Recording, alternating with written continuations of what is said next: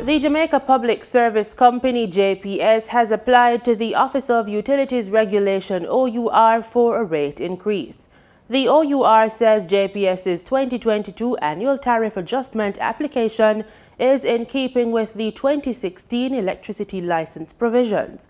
According to the OUR, the JPS has indicated that without the extraordinary rate adjustment, customers would see a 1.6% average increase in their bills. But if the two requests are approved, there would be an average 1.7% hike in bills.